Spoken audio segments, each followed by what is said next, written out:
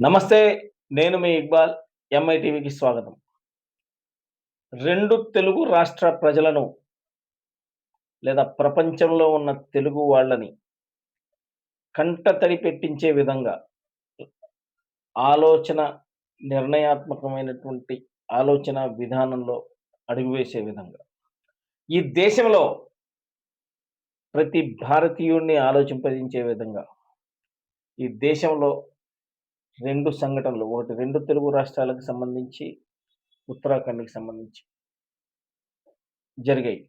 Social media వచ్చిన తర్వాత ఈ సోషల్ మీడియాని వేదికగా చేసుకొని మంచి ఉంటది, చెడు ఉంటది అనే నినాదాన్ని ముందుకు తీసుకెళ్ళేటటువంటి వ్యక్తులు. కొంతమంది తన స్వార్థ ప్రయోజనాల కోసం లేదా కొంతమంది వాళ్ళకి నచ్చినట్టుగా, నచ్చిన విధంగా వైరల్ అవ్వాలనే ఆలోచన ధోరణిలో ఉండే విధానం. తేజస్విని న్యూస్ అనే ఒక సోషల్ మీడియా ద్వారా కొంతమంది వ్యక్తులు చేసిన హల్చల్ ఒక సామాన్య పేద కుటుంబాన్ని రోడ్డున పడేసేట విధంగా చేసింది. మేడారం జాతరలో మనందరం చూసాం. అతని చూపులో అసహ్యత, వ్యాపారం పోతుందేమోనని భయం, 10 మంది చుట్టుముట్టి ప్రశ్నలు అడుగుతూ ఉంటే స్పందించలేని అమాయకత్వం, కళ్ళు గుడ్లలో నీళ్లు బయటికి రాకుండా ఆ బన్ను తింటున్న దృశ్యం చూసిన ప్రతి వాడి కళ్ళల్లో, మానవత్వం ఉన్న ప్రతి వ్యక్తి కళ్ళల్లో ఆ దృశ్యం వెంటాడుతూనే ఉంది. అతను ఏడవకుండానే కళ్ళల్లో కన్నీళ్లను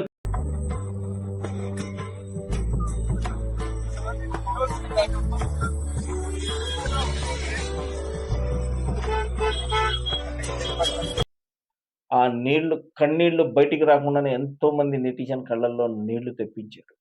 ఈ మధ్య కాలంలో ఈ విధంగా సామాన్య ప్రజలు విరుచుకుపడటం మొదటిసారిగా చూస్తున్నాం.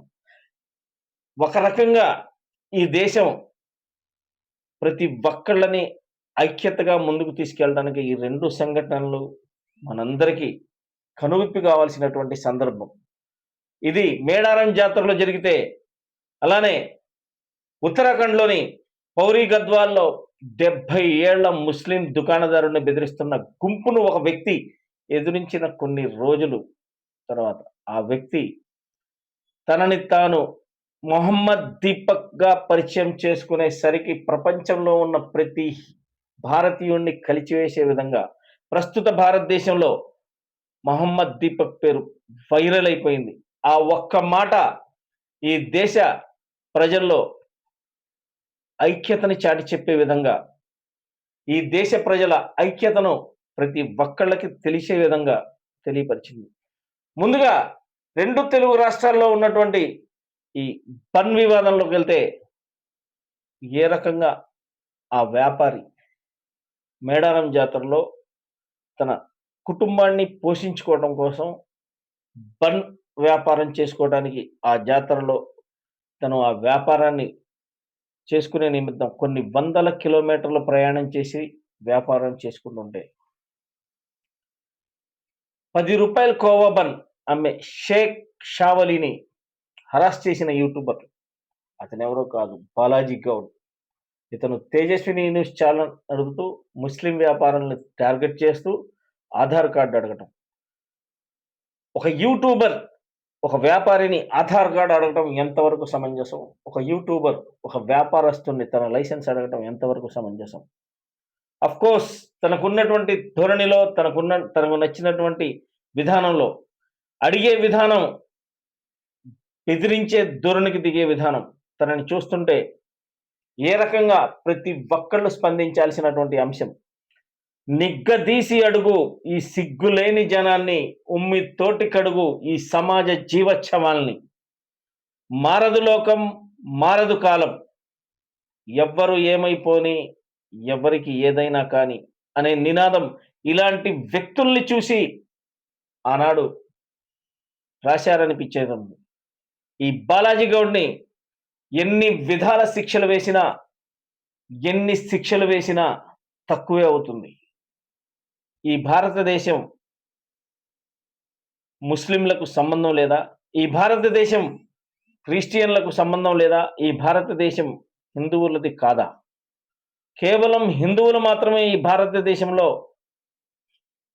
జీవించే హక్కుందా? ఇలాంటి మతోన్మాద శక్తులని మానవత్వం కలిగిన ప్రేమానురాగాలు పంచుకునే హిందూ, ముస్లిం, క్రిస్టియన్, సిక్, జైన్ మన మధ్య తిరిగే ఇలాంటి బాలాజీ గౌడ్ వ్యక్తులని ఏమని నినాదించాలి? ఏమని పిలవాలి?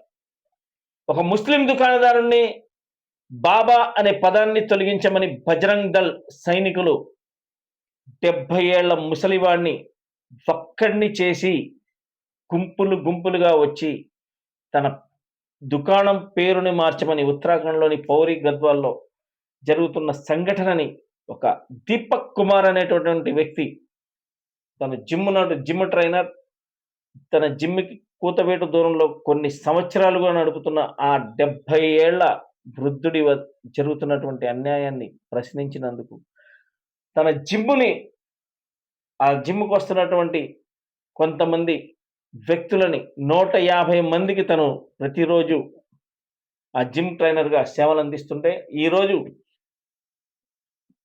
పదుల సంఖ్యలో దిగజారిపోయారు. అతన్ని హెరాస్మెంట్ చేసినటువంటి విధానం, అతన్ని ఆ రకంగా ముస్లింలకు సపోర్ట్ చేస్తావా? ముస్లింల్ని ఈ దేశంలో తరిమి కొట్టే మమ్మల్ని ఎదురు తిరుగుతావా?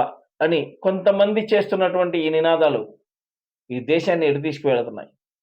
బజరంగ్ దళ్ సైనికుల పేరుతో ముస్లింలపై జరుగుతున్న దాడుల్ని ఈ దేశంలో ఏ రకంగా చూడాలి? ఒక హిందూ ఒక ముస్లింకి సహాయం చేయకూడదా? ఒక ముస్లిం ఒక క్రిస్టియన్‌కి సహాయం చేయకూడదా? ఒక క్రిస్టియన్ ఒక జైన్‌కి సహాయం చేయకూడదా? ఒక జైన్ ఒక సిక్కుకి సహాయం చేయకూడదా? ఈ మతాల వాళ్ళు ఒకళ్ళకి ఒకళ్ళు సహాయం చేసుకోకుండానే ఈ భారతదేశానికి స్వతంత్రం లభించిందా?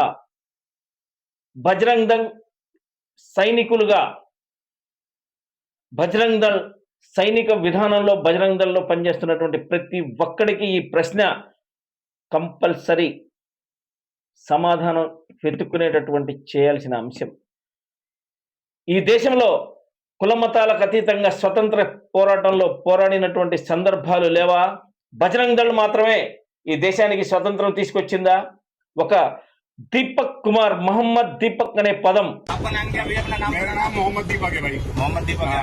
మహమ్మదీయుల్ని దూరం చేయాల్సినటువంటి సందర్భంగా మీరందరూ అతన్ని నాశనం చేయాలని ఆలోచన విధానంలో బహిరంగ ప్రకటన చేస్తుంటే ఈ దేశంలో ఉన్న ప్రభుత్వాలు నడుపుతున్న ప్రభుత్వ అధికారులకు సిగ్గు లేదా?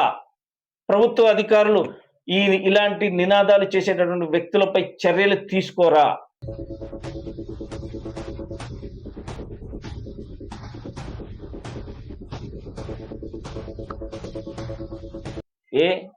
కేవలం పేదలపై, మధ్యతరగతి వ్యక్తులపై, తిరగబడలేనటువంటి వ్యక్తులపై మాత్రమే చర్యలు తీసుకుంటారా? ఎటు పోతుంది ఈ సమాజం? ఎక్కడికి పోతుంది ఈ రాజ్యాంగం? ఈ రాజ్యాంగంని ఏ రకంగా ఈ రాజకీయ నాయకులు వాళ్ళ ఇష్టానుసారం మలుచుకుంటున్నారు? ఒక్కసారి ఆలోచించాల్సినటువంటి సందర్భం, ప్రతి ఒక్కళ్ళు గుండెలపై చేయి వేసుకొని మాట్లాడాల్సిన సందర్భం ఆసన్నమైంది.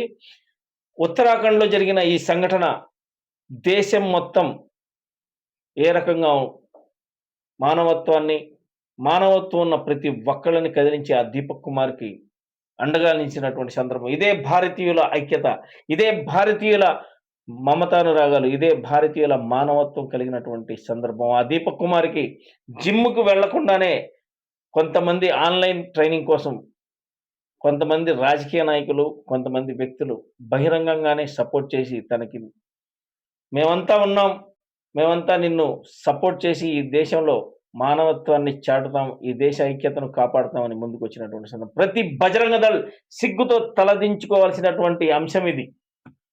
ఈ దేశంలో పౌరుల్ని ఈ రకంగా హింసిస్తుంటే రాజ్యాంగం ఇచ్చినటువంటి స్వేచ్ఛని వీళ్ళు ఇలా నాశనం చేస్తుంటే ప్రశ్నించేవాడే లేదా? ఇక 2 తెలుగు రాష్ట్రాల్లో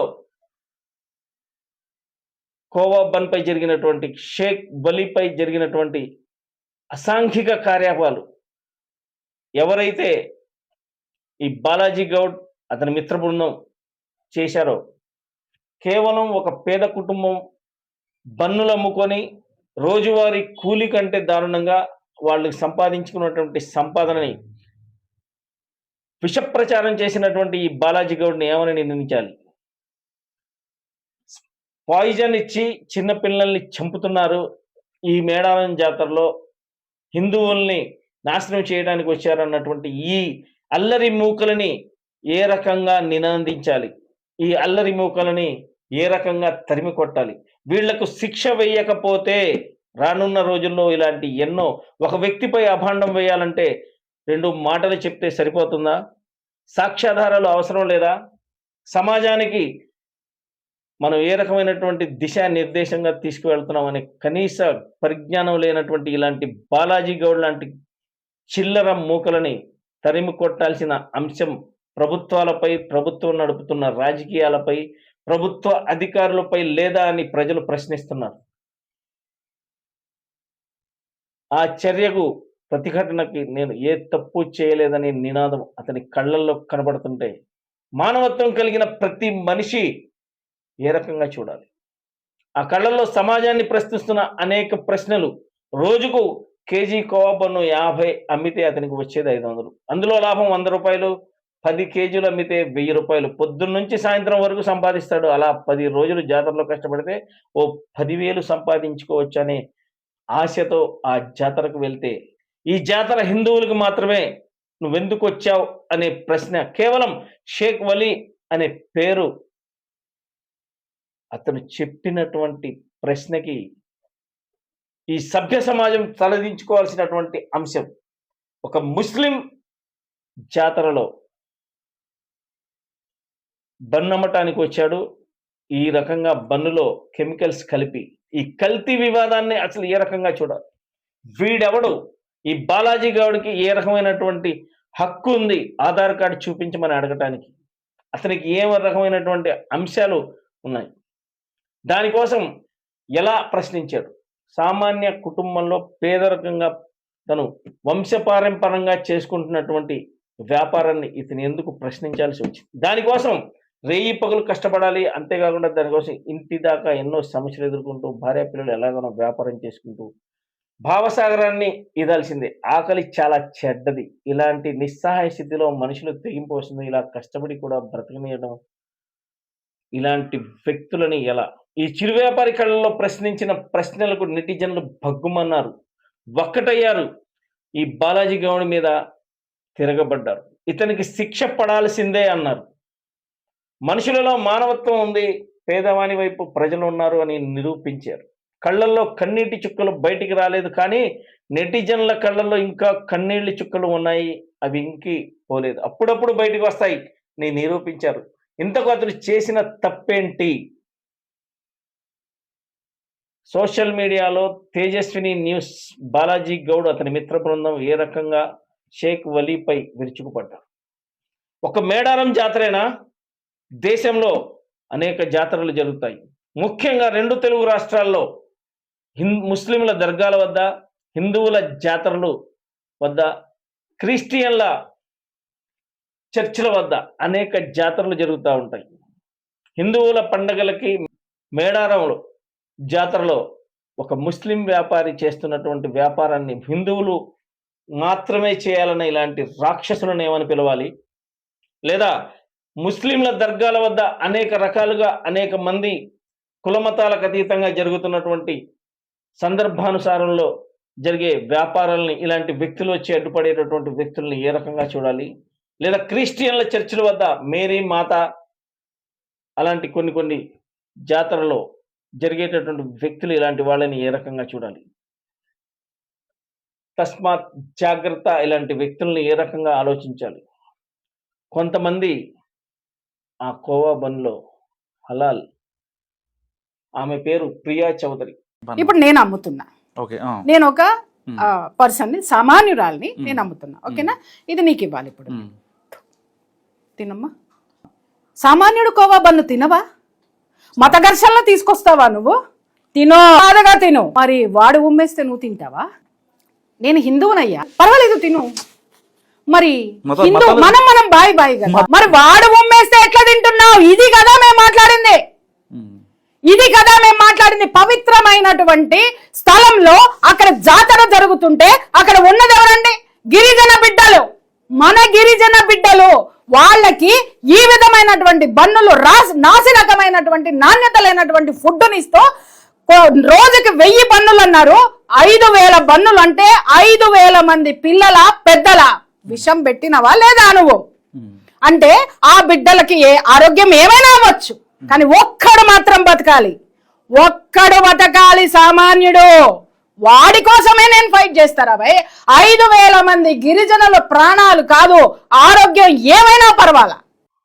ఈ దేశంలో మహిళలకి ఎంత గౌరవం ఉందంటే ప్రపంచం మొత్తం తల వంచుకొని ఈ దేశం వైపు చూస్తుంది ఒక మహిళకి ఇచ్చేటటువంటి గౌరవం పైన.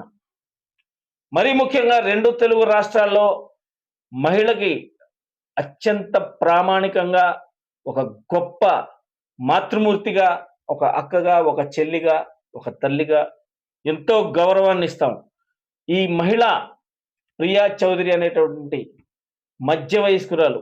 కనీసం ఈమెకు ఉన్నటువంటి అనుభవంలో చాలా వరకు తను మాట్లాడేటటువంటి వ్యక్తిగత విషయాలు కానివ్వండి, సమాజానికి ఉపయోగపడేటటువంటి అనేక సందర్భాల్లో ప్రియా చౌదరి చేసినటువంటి కొన్ని వీడియోల్లో చాలా పబ్లిసిటీ సంపాదించినటువంటి మహిళ. నీకు హలాల్ గురించి ఏమి తెలుసు? ఒక ముస్లింగా అడుగుతున్నాను, లేదా ఒక జర్నలిస్ట్గా అడుగుతున్నాను. హలాల్ అనే పదానికి ఈమె చెప్పినటువంటి నినాదం సమస్త ముస్లిం సమాజాన్ని కించపరిచే విధంగా ఉంది. ఒక మహిళ ఏముండి ఈ రకంగా యూట్యూబ్ ఛానల్లో తను చేసినటువంటి పదజాలం, ఈ పదజాలాన్ని వాడాలన్నా ఒక రిపోర్టర్గా, ఒక జర్నలిస్ట్గా సిగ్గుతో తలదించుకోవాల్సినటువంటి సందర్భం. హలాల్ అనే పదాన్ని ఒక వ్యాపారస్తుడు ఉమ్మి ఊసి తన వ్యాపారాన్ని ప్రజ్వలించి ప్రజలకి రోగాన్ని చిన్నగా రోగాలని వ్యాపింపజేస్తున్నాడని చెప్పిన విధానం, అసలు ఈమె తనకి ఏ రకమైనటువంటి మెదడు పనిచేస్తుంది, తన భావం ఏ రకమైనటువంటి భావజాలంలో ఉంది.